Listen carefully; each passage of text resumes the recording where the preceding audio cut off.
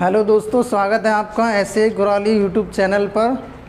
तो आज से हम आपके लिए हिंदी की क्लास शुरू करने वाले हैं जो आपके एसएससी जीडी और यूपीएसआई एग्ज़ाम के लिए उपयोगी होगी। तो आइए वीडियो को शुरू करते हैं। तो आज जो हिंदी में सबसे पहले आज हम पढ़ेंगे हिंदी भाषा का परिचय। तो चैप्टर नंबर 1 है, जिसे प्रत्येक आप कोई भी बुक लोगे तो उसमें ज़्यादातर यही मिलेगा, हिंदी भाषा का परिचय। तो जब हम हिंदी पढ़ रहे हैं तो उसका पहले हमें परिचय पता होना चाहिए कि हिंदी जो है इसके बारे में डिटेल में पूरी जानकारी होना चाहिए। तो हिंदी में एक शब्द आया है जिसका नाम है भाषा। तो पहले हमें ये पता होना चाहिए भाषा कहते किसे हैं, इसकी उत्पत्ति कैसे हुई है, इसके प्रकार कितने होते हैं। तो हिंदी भाषा की जो उत्पत्ति हुई है वो संस्कृत भाषा के भाष धातु से हुई है। भाष का मतलब होता है वाणी की अभिव्यक्ति। हम वाणी से जो भी अभिव्यक्त करते हैं उसी को हमने क्या नाम दे दिया है, भाषा का नाम दे दिया है। तो हिंदी भाषा की जो उत्पत्ति हुई है वो संस्कृत से हुई है। संस्कृत गम में एक शब्द आया था जिसका नाम है भाष। तो भाष का जो शाब्दिक अर्थ होता है वो क्या होता है, वाणी की अभिव्यक्ति। तो वाणी की अभिव्यक्ति को ही हम क्या बोल देते हैं, भाषा बोल देते हैं। अब दूसरा इसी में एक अध्ययन होता है कि भाषा के कितने प्रकार होते हैं। तो भाषा के जो हैं 2 प्रकार होते हैं। नंबर 1 इसी में आता है मौखिक भाषा, जैसे हम अभी बोल रहे हैं वो कौन सी भाषा बोल रहे हैं, मौखिक बोल रहे हैं। और इसी में दूसरा नंबर आता है आपका लिखित। तो जो हम लिख रहे हैं वो लिखित भाषा कहलाएगी और जो हम बोल रहे हैं वो मौखिक भाषा कहलाएगी। तो भाषा के 2 प्रकार होते हैं, यानी कि 2 रूप होते हैं। नंबर 1 होता है मौखिक भाषा, नंबर 2 क्या होता है, लिखित भाषा। अब हमने इसी में हिंदी में एक शब्द आया है, हमें ये भी पता होना चाहिए जो हिंदी शब्द है वो किस भाषा से आया हुआ है। तो हिंदी जो शब्द ही है वो फारसी भाषा से लिया गया। हम लिखते तो हिंदी में, पर ये जो शब्द आया है वो किस भाषा से आया है, फारसी भाषा से आया है। ठीक है। अब कभी कभी एग्जाम में ये भी पूछ लेता है कि हिंदी भाषा का जो जन्म है किस अपभ्रंश से हुआ है। तो आप ज़्यादातर किताबों में भी पढ़ोगे तो हिंदी भाषा का जो जन्म हुआ है वो किस अपभ्रंश से हुआ है, सौरसेनी अपभ्रंश से हुआ है। अब आगे ये आता है भाषा परिवार के आधार पर हिंदी को किस परिवार की भाषा में रखा गया है। तो भाषा परिवार के आधार पर हिंदी को भारोपी परिवार की भाषा में रखा है, भारोपीय परिवार की भाषा में। अब हम जो हिंदी लिखते हैं वो किस लिपि में लिखते हैं, इसका विकास क्रम क्या है, ये भी हमें जानकारी होनी चाहिए। तो अधिकतर जो भारतीय भाषाओं का जो विकास हुआ है वो तो ब्राह्मी लिपि में हुआ है, यानी ब्रह्मा के द्वारा जो लिपि, यानी ब्रह्मा के द्वारा जिस लिपि का निर्माण किया गया है उसे हम क्या कहते हैं, ब्राह्मी लिपि कहते हैं। जैसे जो आपके इतिहास लिखे वो ग्रंथ लिखे गए थे वो किस लिपि में लिखे गए थे, ब्राह्मी लिपि में लिखे गए थे। अगला पॉइंट आता है हिंदी का विकास क्रम क्या है। तो जब हम हिंदी पढ़ रहे हैं तो हिंदी एकदम डायरेक्ट तो बनी नहीं है, इसका एक क्रमानुसार विकास चला है। तो सबसे पहले जैसे आप कोई भी ग्रंथ देखोगे तो वो संस्कृत में लिखे गए थे, तो संस्कृत से ही विकास होता चला आया और एंड में क्या बनी आके, हिंदी बनी आके।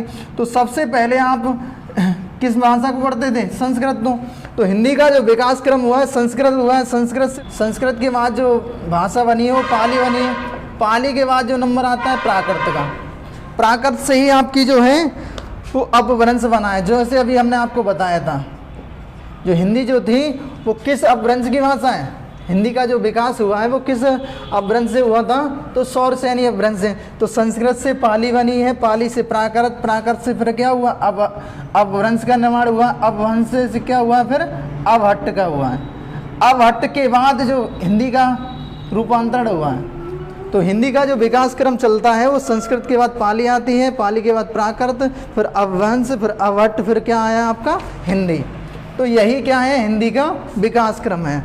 अगला पॉइंट जो आता है वर्तमान हिंदी का जो प्रचलित रूप है। जैसे अभी हम वर्तमान में जो भाषा बोल रहे हैं वो किस प्रकार की भाषा है। तो वर्तमान जो हिंदी का प्रचलित रूप है उसे हम बोलते हैं खड़ी बोली।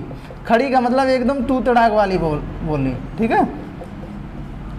तो हिंदी का जो वर्तमान प्रचलित रूप है उसे हम क्या बोल देते हैं, खड़ी बोली बोलते हैं। अगला पॉइंट आपका दे रहा है हिंदी की आजन्य किसे कहा जाता है। तो जब आपने हिंदी भाषा का विकास क्रम पढ़ा था तो सबसे पहले कौन सी भाषा पढ़ी थी? संस्कृत पढ़ी थी। संस्कृत के बाद पाली, पाली के बाद प्राकृत, फिर अपभ्रंश, फिर अपभट्ट। इसका मतलब हिंदी की जो आदि जननी है वो कौन सी भाषा है? संस्कृत भाषा है। तो इस पॉइंट का जो आंसर है, हिंदी भाषा की आदि जननी किसे कहा जाएगा? संस्कृत कहा जाएगा। ठीक है। अगला पॉइंट आता है आपका लिपि किसे कहते हैं। तो हमें ये भी पता होना चाहिए कि जैसे हम हिंदी जो लिख रहे हैं वो किस लिपि में लिख रहे हैं। जैसे आप उर्दू लिखोगे उसकी आपकी अलग है लिपि, संस्कृत लिखोगे उसकी अलग है, और आप जो इंग्लिश लिखते हो उसकी लिपि अलग है। तो आपकी जो हिंदी है वो देवनागरी लिपि में लिखी जाती है। अब कहोगे देवनागरी लिपि ही क्या है, तो पहले हमें लिपि की परिभाषा समझनी चाहिए। तो भाषा के लिखने के ढंग को क्या कहते हैं? हम लिपि कहते हैं। अब लिखने का ढंग क्या होता है? जैसे हम क्या करते हैं, बाएं से दाएं की तरफ लिखते हैं हिंदी को, बाएं से दाएं की तरफ, यानी इस साइड से लेकर हम जब इस साइड की ओर लिखने लगते हैं कोई भी भाषा, तो वो देवनागरी लिपि कहलाती है। ठीक है। और जैसे आप उर्दू लिखो तो उर्दू जो है वो फारसी भाषा में लिखा जाता है। उर्दू हमेशा राइट से लेफ्ट की तरफ जाता है। ठीक है। तो भाषा के लिखने के ढंग को हम क्या बोल देते हैं? लिपि बोल देते हैं। अगला पॉइंट आता है हिंदी और मराठी किस लिपि में लिखे जाते हैं। तो हिंदी जो मराठी लिखे जाते हैं वो देवनागरी लिपि में लिखे जाते हैं। देवनागरी का मतलब क्या है? जो बाएं से दाएं की तरफ लिखी जाए उसे ही हम क्या कहते हैं? देवनागरी लिपि कहते हैं। अब जैसे आप फारसी लिपि ले लो। ठीक है। फारसी लिपि में क्या होता है? दाएं से हम किधर लिखते हैं? बाएं की तरफ लिखते हैं। तो जो दाएं से बाएं की तरफ लिखी जाती है वो फारसी लिपि में लिखी जाती है, और जो बाएं से दाएं की तरफ लिखी जाती है उसे हम क्या बोल देते हैं? देवनागरी लिपि। अगला पॉइंट आपका जो आता है, हिंदी के अंतर्गत कितनी उपभाषाएं होंगी और कितनी बोलियां होंगी। ये भी बहुत ही इंपॉर्टेंट क्वेश्चन है। तो हमें ये भी पता होना चाहिए जब हम हिंदी पढ़ रहे हैं तो इसमें उपभाषाएं कितनी हैं और इसमें बोलियां कितनी हैं।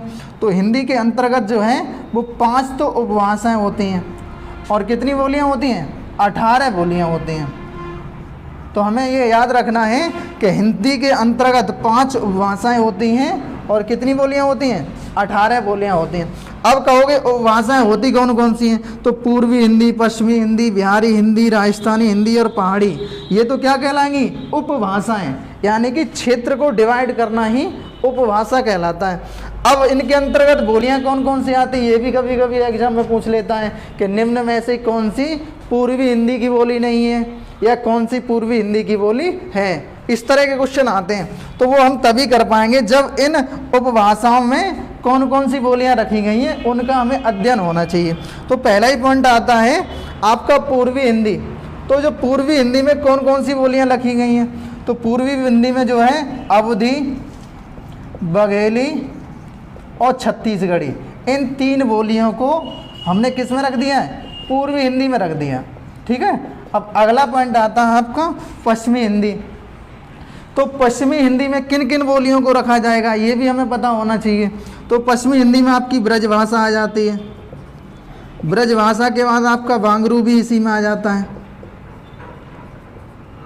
बुंदेली भी आपकी इसी में आती है, और आपकी कन्नौजी भी इसी में आती है। तो ब्रजभाषा, वांगरू, बुंदेली, कन्नौजी और कौरवी, तो इतनी भाषाओं को, इतनी बोलियों को किस में रख दिया है? पश्चिमी हिंदी में रख दिया है। अब इस कौरवी को ही हम खड़ी बोली बोलते हैं। अब ये कौरवी भाषा बोली कहाँ जाती है? आप कभी कुरुक्षेत्र यानी कि हरियाणा के क्षेत्र में जाएंगे तो वहाँ जो है वो खड़ी बोली बोली जाती है, जिसे हम क्या बोल देते हैं? कौरवी भी बोल देते हैं। अगला पॉइंट आपका जो आता है वो बिहारी हिंदी आता है। अब बिहारी हिंदी के अंतर्गत कौन कौन सी बोलियां आएंगी वो भी हमें पता होना चाहिए।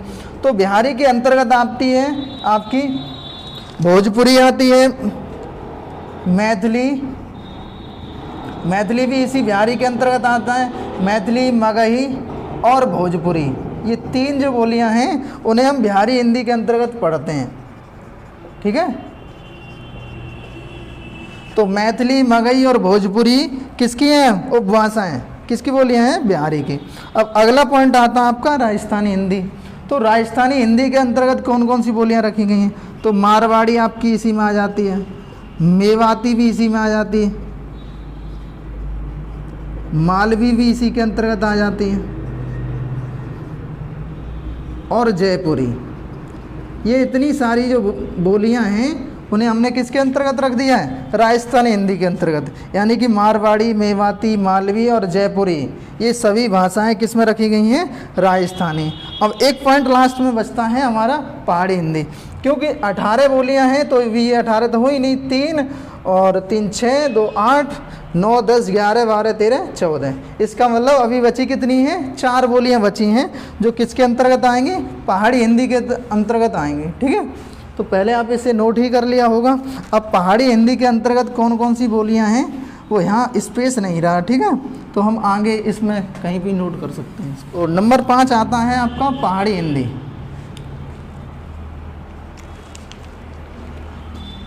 इसी में आपको पढ़ेंगे पहाड़ी हिंदी।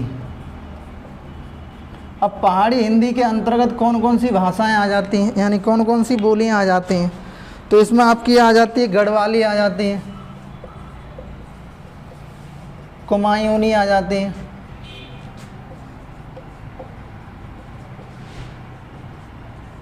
गढ़वाली, कुमायूनी और नेपाली। ये जो बोलियां हैं उसे हमने किस में रख दिया है? पहाड़ी हिंदी के अंतर्गत रख दिया है। हिंदी में जो है 5 तो उपभाषाएं होती हैं और कितनी बोलियां होती हैं? 18 बोलियां होती हैं। अगर इससे संबंधित एग्जाम में आपका क्वेश्चन आ जाए कि हिंदी में कितनी बोलियां होती हैं, तो हिंदी में कितनी बोलियां होती हैं? 18। अगर पूछ ले हिंदी के अंतर्गत हिंदी को कितनी उपभाषाओं में बांटा गया है, तो कितनी उपभाषाओं में बांटा गया है? 5।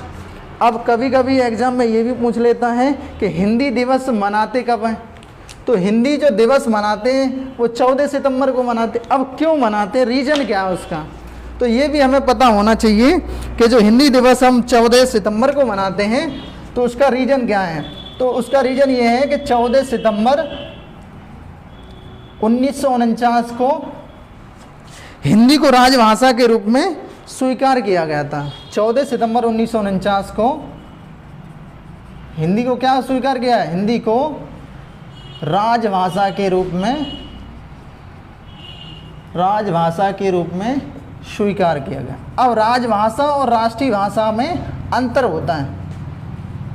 राजभाषा का मतलब होता है जो राजकाज की भाषा में प्रयोग की जाए, और राष्ट्रीय भाषा का मतलब होता है जो पूरे देश में उसको लागू किया जाए।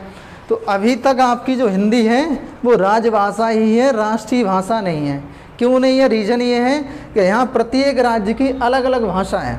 तो कहीं आपको मराठी बोली जाती है, कहीं आपकी तमिल बोली जाती है, कहीं तेलुगु बोली जाती है। तो पूरे देश में हिंदी को नहीं, ज़्यादातर लोग तो हिंदी ही बोलते हैं, पर अलग अलग राज्यों में अलग अलग भाषाएं होने के कारण हमने अभी तक हिंदी को क्या रखा है? राजभाषा की श्रेणी में रखा। राष्ट्रीय भाषा अभी तक घोषित नहीं हुई है। उसका रीज़न है कि प्रत्येक राज्य की अलग भाषाएं होती हैं। तो अब ये राज्यों को ये अनुमति दे दी गई है कि आप अपनी राजभाषा में हिंदी को चाहो तो सम्मिलित कर सकते हो, चाहे नहीं कर सकते। यानी कि राज्य का जो भी सरकारी आदेश आएगा उसे आप हिंदी में चाहो तो प्रकाशित कर सकते हो, अन्यथा नहीं कर सकते। इसीलिए हम हिंदी को क्या बोलते हैं?